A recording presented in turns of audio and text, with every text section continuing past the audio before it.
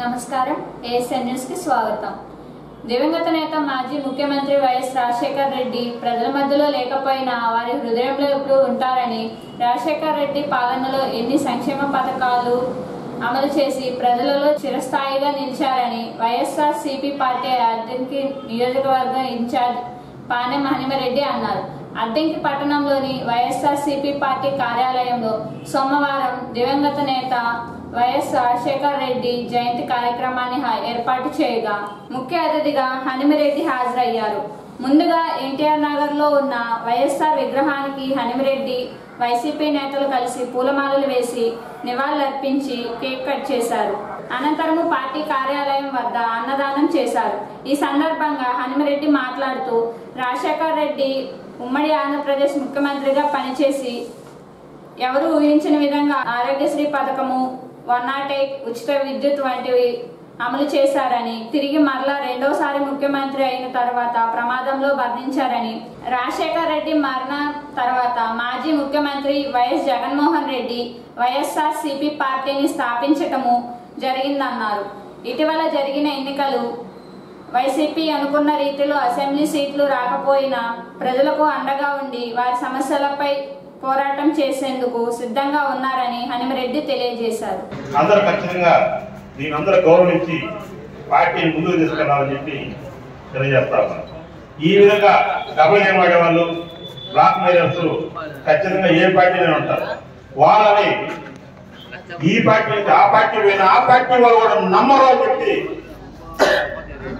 ఖచ్చితంగా తెలియజేస్తా ఉన్నాను. మీరందరూ కూడా ఆలోచించండి. ఎందుకంటే అక్కడ నుంచి గొట్టిపాటి రఘుమార్, అక్కడ నుంచి గొట్టిపాటి, అది ఏదో మీ అందరికీ కూడా తెలుసు.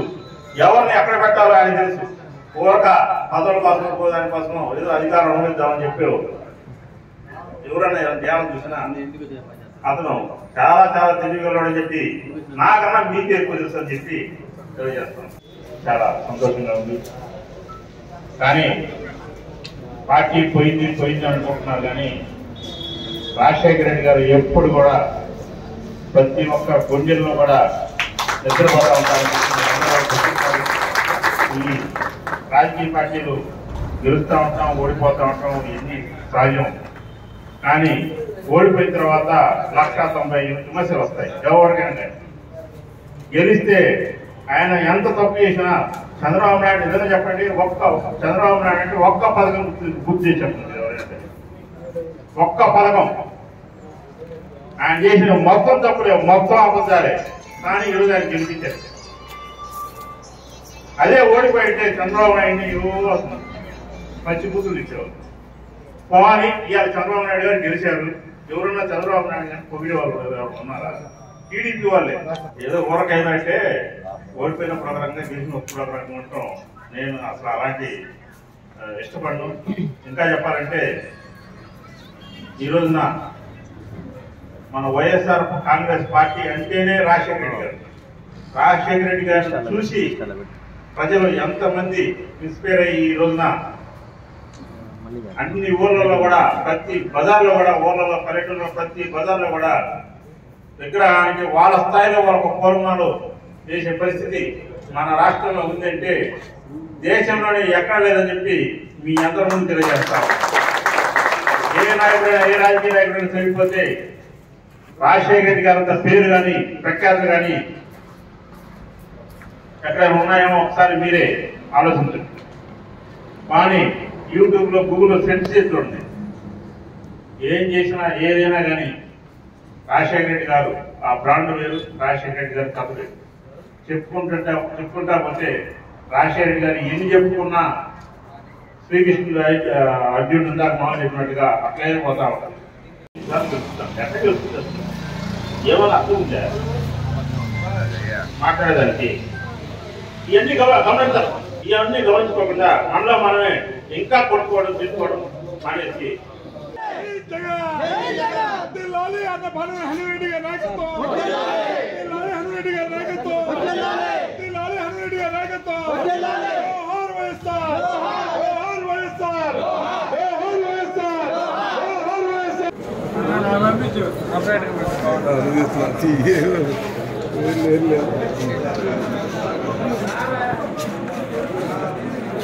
పెరిగన్న ఉంది సార్ పెట్టేది సరిపోయింది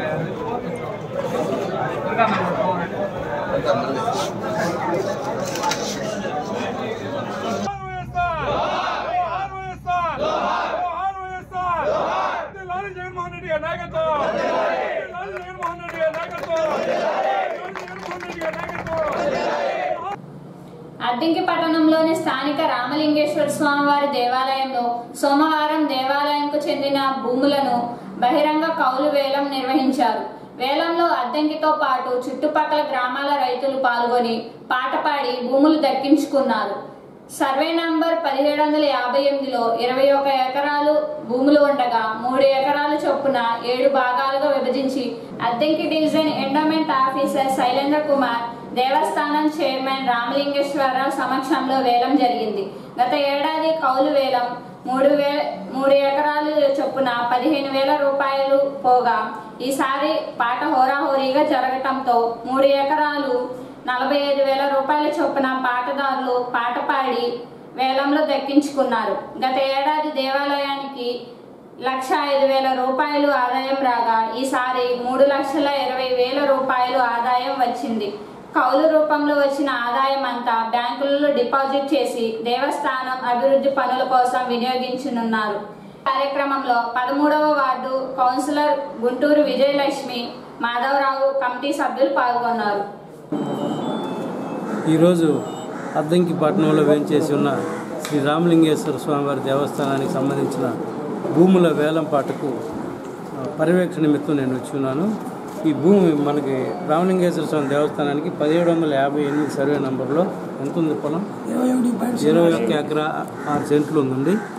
21 ఎకరా 6 సెంట్లకు గాను గతంలో సుమారు 1,00,000 దాకా అమౌంట్ వచ్చిందండి. ఇప్పుడు 40,000 దాకా పెరిగింది, గణనీయంగా పెరిగింది. ఇప్పుడు ఈ సంవత్సరం వచ్చి 40,000 దాకా పెరిగింది. దీంతో పోల్చుకుంటే ఆదాయం గణనీయంగా పెరిగిందని చెప్పవచ్చు. శ్రీ గంగా పార్వతీ రామలింగేశ్వర స్వామి దేవస్థానం అద్దంకి 13వ వార్డులో ఉన్నటువంటి పాత శివాలయం నందు ఈరోజు కౌల భూముల వేలంపాట, స్వామివారికి చెందినటువంటి ఆస్తిని పొలాలు కౌలు వేలంపాట జరిగినది. వేలంపాట పూర్వం కన్నా కూడా గణనీయంగా పెరిగింది. కవులు పాడుకున్న రైతులందరికీ కూడా శ్రీ రామలింగేశ్వర స్వామి అష్టైశ్వర్యాలు భోగభాగ్యాలు ఇచ్చి వారిని కాపాడుతూ మరి ఇంకా కవులని పెంచేందుకు స్వామి యొక్క అనుగ్రహం వారికి వారి కుటుంబాలకు ఉండాలని మేము కోరుకుంటూ ఉన్నాం. మరి చైర్మన్ అయినటువంటి శ్రీ రామలింగేశ్వరరావు గారు, ఈ మరి ఇన్స్పెక్టర్ గారు శైలేంద్ర కుమార్ గారి ఆధ్వర్యంలో ఈ వేలంపాట జరిగింది. చక్కగా స్వామివారి సేవకు ఈ లాభమంతా కూడా ఉత్సవాలకు కానీ స్వామివారి కైంకర్యానికి కానీ మరి ఈ చైర్మన్ గారు ఉపయోగించడం జరుగుతుంది. కాబట్టి స్వామివారు ఇంకా అనేక రకాల సేవలు మరి ఈ కవుల ద్వారా ఇంకా ప్రజలకి అభివృద్ధి పదంగా ఇంకా ప్రజలు కూడా తోడ్పడి ఈ దేవాలయాన్ని ముందుకు నడిపిస్తారని ఆశిస్తూ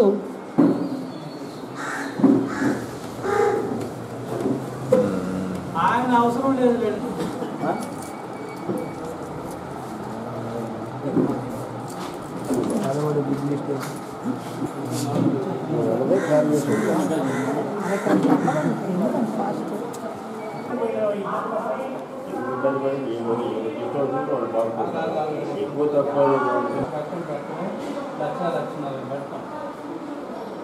పాడే మనిషి కావాలి.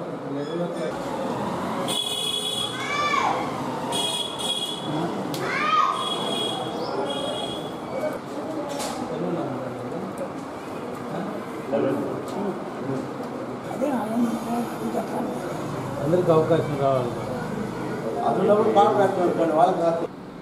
పర్యావరణం పరిరక్షణకు చెట్లు ఎంతో ఉపయోగపడుతున్నాయని, ప్రస్తుతం ఉన్న చెట్లు నరికివేస్తున్నారు కానీ ఎక్కడా మొక్కలు అనేవి నాటడం లేదని భారతీయ జనతా పార్టీ యువమోర్చా రాష్ట్ర కార్యవర్గ సభ్యులు శ్రీరాము అన్నారు. బల్లికొరవ మండలం వైదన జిల్లా పరిషత్ హై స్కూల్ ఆవరణంలో సోమవారం భారతీయ జనతా పార్టీ ఆధ్వర్యంలో అమ్మ కోసం ఒక మొక్క అనే కార్యక్రమాన్ని బీజేపీ నాయకురాలు ఖాదర్బీ ఆధ్వర్యంలో ఏర్పాటు చేయగా మొక్కలను నాటి విద్యార్థులకు పలు సూచనలు ఇచ్చారు. ఈ సందర్భంగా శ్రీరామ్ మాట్లాడుతూ భారతీయ జనతా పార్టీ పిలుపు మేరకు అమ్మ కోసం ఒక మొక్క అనే కార్యక్రమాన్ని నిర్వహిస్తున్నారని, పార్టీ ఏ కార్యక్రమాన్ని పిలుపునిచ్చినా ఎంతో అద్భుతంగా ఉంటాయని, భవిష్యత్ తరాల వారికి నాణ్యమైన ఉచిత ఆక్సిజన్, ఆహ్లాదకరమైన వాతావరణం అందించేందుకు గాను అమ్మ కోసం ఒక మొక్క అనే కార్యక్రమంలో భాగంగా దేశవ్యాప్తంగా ప్రభుత్వ పాఠశాలలో మొక్కలు నాటి కార్యక్రమాన్ని నిర్వహిస్తున్నారని, విద్యార్థులు పర్యావరణం పరిరక్షణ గురించి అవగాహన పెంపొందించుకొని ఇంటి ముందు మొక్కలు నాటాలని శ్రీరామ్ పిలుపునిచ్చారు. ఇది దేశవ్యాప్తంగా కూడా బీజేపీ ఆధ్వర్యంలో ప్రధానమంత్రి మోడీ గారి యొక్క తలంపు అమ్మ కోసం ఒక మొక్క అనే కార్యక్రమాన్ని చేపట్టారు దేశమంతా కూడా. దీనికి ప్రధాన కారణం ఏంటంటే మన గత వేసవిలో చూస్తున్నాం, ఎండ ఎంత విపరీతంగా పెరిగిపోయిందో, ఉష్ణోగ్రతలు 5 డిగ్రీ 6 డిగ్రీ సెంటిగ్రేడ్ పెరిగిపోయినాయి. చాలామంది ఈ ఎండల కారణంగా రాజస్థాన్ లాంటి ప్రాంతంలో యువకులు కూడా చనిపోయిన పరిస్థితులు ఉన్నాయి. అటువంటి పరిస్థితి మిగతా రాష్ట్రాలకు కూడా రాకూడదనే ఉద్దేశంతో మన మోడీ గారు ఈ కార్యక్రమాన్ని చేపట్టారు. కాబట్టి ప్రతి చోట కూడా మన విద్యార్థుల భాగస్వామ్యంతో మరియు ఇతరత్ర అన్ని వర్గాల భాగస్వామ్యంతో దేశం అంతటా పాఠశాలల్లోనూ, ప్రభుత్వ కార్యాలయాల్లోనూ, దేవాలయాల దగ్గర ఎక్కడ వీలుంటే అక్కడ మనం మొక్కలు నాటే కార్యక్రమంలో పాల్గొంటున్నాం. అసలు ఈ కార్యక్రమం యొక్క ముఖ్య ఉద్దేశం అమ్మ కోసం ఒక మొక్క అంటే, ఇక్కడ అమ్మ అంటే విస్తృత అర్థంలో ప్రకృతి, nature. We're planting a tree for the environment to maintain the balance of ecosystem, to get proper rains in the rainy season. ఒక వర్షాకాలంలో మంచి వర్షాలు పడి ప్రకృతి సమతుల్యతగా ఉండి మన అన్ని జీవరాశులు ఇబ్బంది లేకుండా జీవించడం కోసం మనం ఈ కార్యక్రమం చేపట్టాం. మనకు తెలుసు మొక్క యొక్క విస్తృత ఉపయోగాలు మనకంటే మా పిల్లలకి బాగా తెలుసు. ఎందుకంటే ఒక మొక్క ఉండటం వల్ల దాని నీళ్ళలో ఎన్నో పశువులు జీవిస్తూ ఉంటాయి, దాని మీద ఆవాసాలతో ఎన్ని పక్షులు జీవిస్తుంటాయి, దాని నుంచి పండ్లు ఫలాలతో మనం ఎంతో ఆహారం పొందుతూ ఉంటాం. అసలు ఈ భూమి మీద మనుగడికి 1 గంట 2 గంటలు నీళ్ళు లేకపోయినా బతికేస్తాము, కానీ ప్రాణవాయువు ఆక్సిజన్ లేకుండా మనం బతకలేం. అటువంటి గొప్ప ప్రాణవాయువు మనం బతికించే ప్రాణవాయువు ఇస్తుంది ఎవరంటే మన మొక్కలు. కాబట్టి మొక్కలే మనకి జీవనాధారాలు, ప్రాణాధారాలు. ఆ విషయం మనందరికీ తెలిసిన విషయం. కాబట్టి తెలిసినా కూడా మనం ఎందుకు కొంత నిర్లక్ష్యంతో మనం అందరూ దాన్ని పట్టించుకోవట్లేదు. దాని యొక్క పరిణామాలు మనం ఆ consequences, we're facing all these consequences special in summer. What we have seen Rajasthan, all other countries where our temperatures raised in 5 to 10 degrees centigrade. So it is a hazardous to our nature, and we won't get rains, we won't have any crops. Finally we will be died with drought. కరువుతో చనిపోయే ప్రమాదాలు మనకు Africa దేశాలలాగా ఎక్కడ కూడా కనపడే అవకాశాలు ఎక్కువ కనపడుతున్నాయి. కాబట్టి ప్రత్యేకంగా మనలాంటి కరువు ప్రాంతమైన ప్రకాశం జిల్లా కానీ, బాపట్ల ఈ దక్షిణ ప్రాంతాలు కానీ ఖచ్చితంగా ఇది ఒక ఉద్యమంలో చేపట్టి ప్రత్యేకంగా విద్యార్థులు మీ ఇళ్లలో మీ తల్లిదండ్రులకు, మీ చుట్టుపక్కల అందరూ చెప్పి మీ ఇళ్ల చుట్టూ కూడా మీరు వీళ్ళని ఎందుకు మా మొక్కలు నాటించాలి. మన కేరళ ఎలా అయితే ప్రతి ఇంటి చుట్టూ కొన్ని 100 చెట్లు ఉంటాయో అలాగే మనమే శ్రద్ధ తీసుకోవాలి. ఎందుకంటే మన పెద్దవాళ్ళకి తీరికుండా పోవచ్చు, వాళ్ళకి తెలియకపోవచ్చు. మీరంతా చదువుకున్న వాళ్ళు, that particular English medium students, that means you know the global things which is happening around you.